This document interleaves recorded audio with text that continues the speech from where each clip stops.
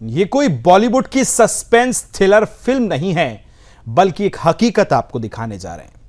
एक नई शादी, हनीमून का वादा, प्यार के दिखावे और उसके पीछे छुपा खूनी खेल। सोनम रघुवंशी हत्याकांड भारत के सामाजिक और नैतिक ढांचे पर एक सीधा प्रहार है। जबकि पत्नी ही अपने पति की मौत की साजिश रची, प्रेमी के साथ मिलकर उसे सुनसान जंगल में मौत की घाट उतार दे, तो सवाल सिर्फ कानून का नहीं होता है, नैतिक पतन का भी सवाल है। सोनम रघुवंशी, जिसने 7 फेरे लेकर राजा रघुवंशी से विवाह किया, उसी ने अपने प्रेम राज कुशवाहा के साथ प्रेमी मिलकर हत्या की पूरी पटकथा लिख ली।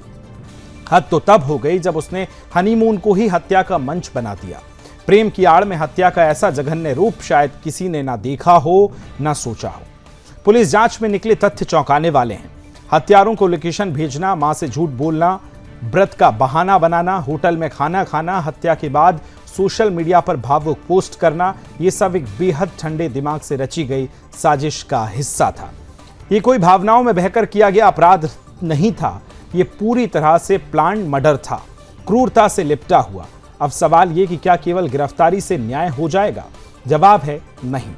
इस तरह के अपराधों में केवल कानूनी सजा नहीं, बल्कि सामाजिक बहिष्कार भी उतना ही जरूरी है।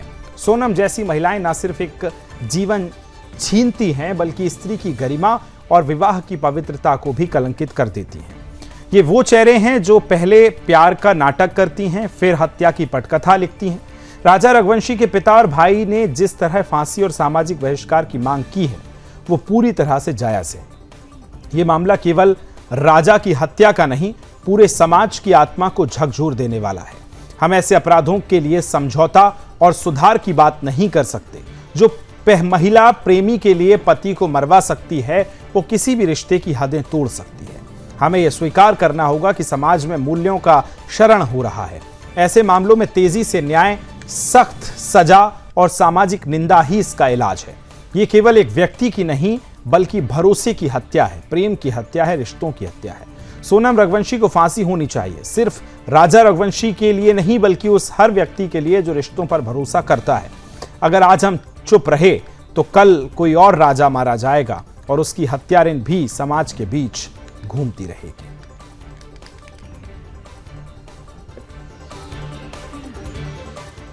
गोविंद भैया से मैंने पूछा कि तुम सोनम से मिले थे कि नहीं मिले थे, पहले तो मेरे को ये बताओ। तो उन्होंने बोला कि मम्मी मैं सोनम से मिला था 3 मिनट के लिए।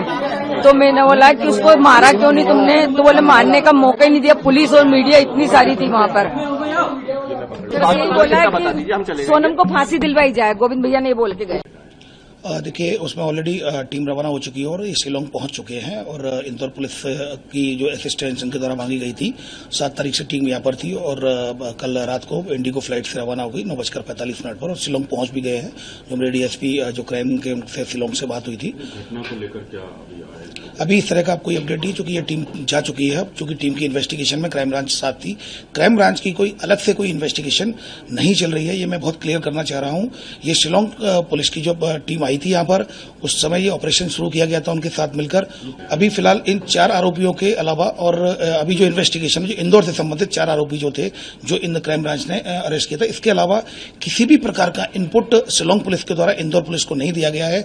अभी फिलहाल इन्वेस्टिगेशन में और किसी का नाम नहीं आया है, ऑफिशियली या फिर अनऑफिशियली। लेकिन अगर शिलोंग पुलिस चौकी, जैसा कि मैंने बताया, फ्रॉम द कबूल करा है कि उसने हत्या करी है, मगर जो सबूत मिल रहे हैं उस हिसाब से मुझे 100% पता है कि उसी ने ये काम करा है और करवाया गया है। वो एक्चुअली सब नाम राज कुशवाहा से रिलेटेड है, इसलिए मुझे कंफर्म है कि वो सही है। अच्छा। मैं कोई होता नहीं हूँ परिवार से माफी मांगने वाला, तो मैंने माफी तो मांग ली है, मगर इस परिवार ने एक बेटा खोया है और जो मैंने लड़की दी थी, उस लड़की की जगह पे मैं इस परिवार का हिस्सा हूँ, उससे रिश्ता हमने तोड़ दिया है और इस परिवार का हिस्सा मैं हूँ। और आज से सभी चीजें मैं करूंगा उसके खिलाफ, क्योंकि राजा मेरा बहुत प्रिय था। सोनम दोषी है तो उसको है ना डायरेक्टली फांसी पे चढ़ा दिया जाए, क्योंकि जिस हिसाब से उसने ये जो प्रोग्राम जमाया है, जो भी करा है, देखिए आप लोगों से मुझे पता चल रहा है कोई भी गोविंद मेरे संपर्क में था और गोविंद ने जो है मुझे रात को 11 बजे बोला था फोन लगा के भैया मैं इंदौर आ चुका हूँ मैं,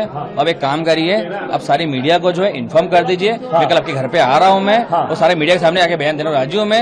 मेरी बहन ने जो गलती करी है उस गलती की सजा उसको सजा मौत मिलना चाहिए, मैं आपके साथ खड़ा हूँ मैं, क्योंकि मेरी बहन ने जो गलती करी है उस गलती के कारण जो है अपने भाई अपना पैसे अपने से दूर चले गए। गलती इसके लिए मान रहा है तो उसकी बहन जो है उसने हमारे घर पे दी थी, उसको नहीं पता था, उसकी बहन ने थोड़ा सही रचा हुआ है। तो ये बयान आपने सुने हैं, पत्नी ही जहां कातिल बनी है, किस तरह से पूरी साजिश रची गई है ये भी आप देख रहे हैं। एक के बाद एक तार अब खुल रहे हैं। मेघालय पुलिस को जहां कस्टडी, रिमांड, ट्रांजिट रिमांड मिली और उसके बाद 3 दिन की ये पूछताछ लंबी चल रही है। कई खुलासे ऐसे हैं जिन पे अभी पर्देदारी है, पर्दे हटना बाकी हैं। खबर को विस्तार देंगे रामस्वरूप शर्मा भोपाल से हमारे साथ जुड़ गए। राम, बेहद ही चिंता में डालने वाला सामाजिक तौर पर यह मुद्दा रहा है।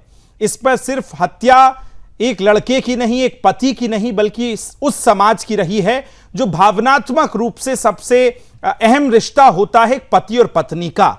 कहां तक जांच पहुंची, क्या प्रतिक्रियाएं हैं? आप तो पूरी बारीकी से इस खबर पर नजर रखे हैं, अपडेट्स ले रहे हैं। आज तक क्या खबर पर डेवलपमेंट हुआ है, विस्तार से बताइए राम। देखिए मैं सबसे पहले आपको विकास ये बता दूं कि ये जो पूरा मामला है ये मेघालय में जिस तरह से इसके एक सिलसिलेवार तरीके से, जिस तरीके से इसमें जो परत दर परत सारी चीजें खुली हैं, उसके बाद में जो रिश्तों का जो एक खूनी चेहरा जो सामने आया है उसे लेकर पूरी मानवता शर्मसार है और पति पत्नी के बीच का जो पवित्र रिश्ता है उसके ऊपर सवाल उठने लगे हैं। और मध्य प्रदेश अपने आप में एक सांस्कृतिक दृष्टि से समृद्ध राज्य है और यहाँ महिलाओं में, पुरुषों में, बच्चों में, बच्चियों में इस पूरी चीज को लेकर एक तरफ आक्रोश भी है और लोगों की भावनाएं भी कहीं ना कहीं आहत है। ऐसी ही तस्वीर आपने पूछा है कि मैं विस्तार से बताऊं, ऐसी ही तस्वीर मेघालय से भी आई है।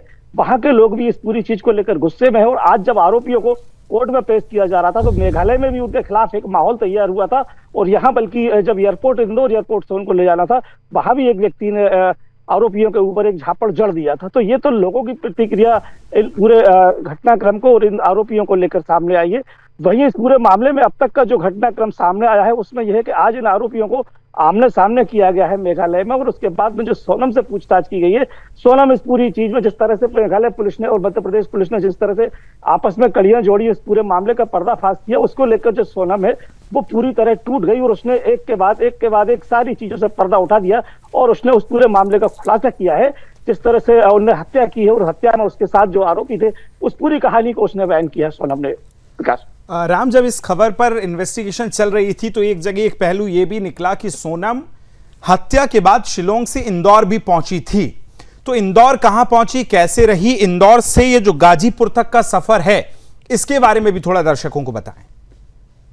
बिल्कुल बिल्कुल, देखिए ये इसे जब इसने घटना को अंजाम दिया और उसकी हत्या करने के बाद में पहले तो वो जो आरोपी हैं उन्हें अलग अलग दिशाओं में अलग अलग तरीके से फरार किया जाता है। उसके बाद में सोनम भी वहां से एक ट्रेन के द्वारा यहाँ वापस आती है इंदौर और इंदौर आने के बाद में यहाँ जो उसका जिस व्यक्ति से उसके नाजायज संबंध थे, जिसका नाम राज कुशवाहा बताया जा रहा है, वो उसे एक रहने के लिए कमरा उपलब्ध कराता है। लेकिन कुछ देर के बाद जब ये पूरी खबर मीडिया की सुर्खियां बनती है और हर तरफ इसके चर्चे होते हैं और बात ये भी आती है कि दोनों राज्यों की जो पुलिस है उसके ऊपर सरकारों का दबाव है। मध्य प्रदेश के मुख्यमंत्री डॉक्टर मोहन यादव और पूर्व मुख्यमंत्री शिवराज सिंह चौहान ने पर्सनल रिकमेंडेशन इसके लिए प्रधानमंत्री और केंद्रीय गृह मंत्री से भी इसमें बड़ी जांच की मांग की है। तो इसके बाद में सोनम को इस चीज की भनक होती है। राज और सोनम फिर इस पूरे मामले में एक अलग तरह की प्लानिंग करते हैं और यहाँ से इंदौर से फिर वो एक कार का इंतजाम करने के बाद और वाराणसी के लिए रवाना हो जाते हैं और बनारस से फिर वो गाजीपुर पहुंचती है और गाजीपुर में पहुंचने के बाद रहस्यमय तरीके से उसका सरेंडर होता है और उसके बाद फिर जो तस्वीर है वो धीरे धीरे करके सार्वजनिक होती है और पता चलता है कि सोनम जो है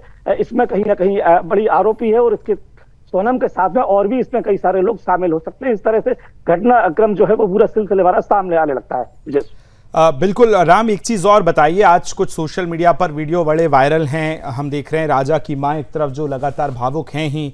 आज सोनम का जो भाई है जिसने जो पूरे रिश्ते की बीच में एक कड़ी बना था इस रिश्ते को करवाने के लिए, जब वो उनकी मां के पास पहुंचा, बड़ा भावुक वो क्षण था एक मां के लिए जिन्होंने 3 साथ, हमने देखा कि कुछ दिन पहले ही शादी की उस बच्चे की, वो हनीमून पर गया। क्या माहौल इस समय परिवार का नजर आता है? परिवार क्या पूरे इंदौर शहर का बल्कि पूरे मध्य प्रदेश का इस पूरी खबर के बाद क्या नजर आता है राम?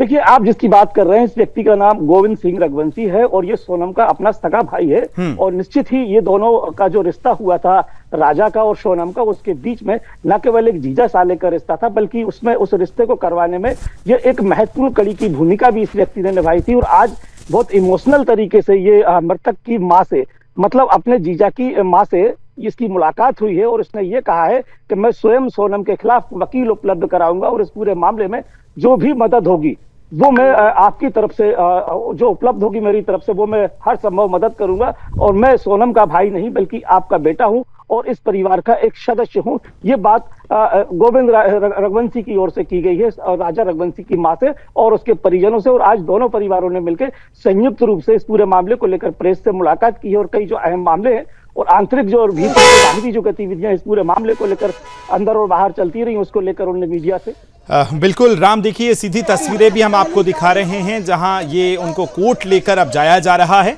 ये विजुअल्स हम लाइव दिखाते रहेंगे और साथ में राम को भी रखेंगे। राम, हमने कल देखा कि जब इन्वेस्टिगेशन बढ़ी तो एक पहलू निकला कि वो इंदौर गई थी, इंदौर के बाद गाजीपुर पहुंची, वहां से अरेस्ट हुई, ट्रांजिट रिमांड मिली 3 दिन की। अब इस केस पर क्या और पहलू नजर आते हैं, इसका भविष्य किस तरह से नजर आता है 3 दिन की ट्रांजिट रिमांड के बाद? और कुछ ऐसे आपको अभी लगता है जो इन्वेस्टिगेशन आप भी कर रहे होंगे इस क्राइम की बड़ी खबर पर, कि कुछ और पहलू ऐसे हैं जिनको अभी सामने आना बाकी है? राम, देखिए, बहुत अच्छा सवाल पूछा है आपने विकास जी। बहुत सारी जो तस्वीर है वो साफ हो चुकी है और इस मामले में जो स्पीड जिस तरीके से आई है पिछले 72 घंटों में या एक वीक की, हम पूरे एक सप्ताह की बात करें तो उसके पीछे सबसे बड़ी 2 वजह हैं। एक तो मध्य प्रदेश की जो सरकार है उसने बहुत ही इसमें एक इमोशनल रिकमेंडेशन किया था और बड़ी भावुक अपील की थी मेघालय पुलिस से। दूसरी बात, जो मेघालय गवर्नमेंट है उसने भी इस पूरे मामले को बहुत सीरियस लिया था और बहुत सीवियर लिया था। और उसका सीधा रीजन ये था कि मेघालय एक बहुत बड़ा टूरिज्म पॉइंट है और न केवल पूरे भारत का टूरिज्म केंद्र है बल्कि वहाँ पूरे वर्ल्ड से लोग वहाँ पहुंचते हैं। तो उसकी जो छवि है वो खराब होने लगी थी और उसे सुधारने के लिए वहाँ की जो सरकार है उसने बेहद संवेदनशील रवैया अपनाया और बहुत संजीदा तरीके से बहुत जल्दबाजी में इस पूरी जो कार्रवाई है, पूरी जो जांच है उसकी रिपोर्ट तैयार की और उसके जितने भी घटना के जहां जहां जो तार थे उन सभी तारों को बहुत स्पीड में जोड़ा और उसी का शायद ये परिणाम है कि पहले शुरुआती क्रम में जरूर इसको 17 दिन लगे, लेकिन 2 जून के बाद जब उसकी बॉडी जब वहां से बरामद होती है राजा की, उसके बाद में जब इनकी तरफ से वाकई मेघालय राम, बहुत महत्वपूर्ण आपने बात कही कि जिस तरह से हमने मेघालय सरकार पर, वहां की पुलिस पर, प्रशासन पर जो सवाल उठाए हैं, इसके लिए हमें और तमाम जिन्होंने भी मेघालय सरकार, भारत के पूर्वोत्तर का वो राज्य जो कि पर्यटन को लेकर अभी थोड़ा सा बढ़ना शुरू हुआ है, थोड़ी सी जो चीजें हैं वो अब बढ़ना शुरू हुई हैं, ऐसे वक्त में जिन्होंने भी पर्यटन, मेघालय की प्रशासन पर, मेघालय सरकार पर सवाल उठाएं, उसके लिए सभी को क्षमा प्रार्थी होना चाहिए। फिलहाल राम, आप इस बड़ी खबर पर नजर बना के रखिएगा।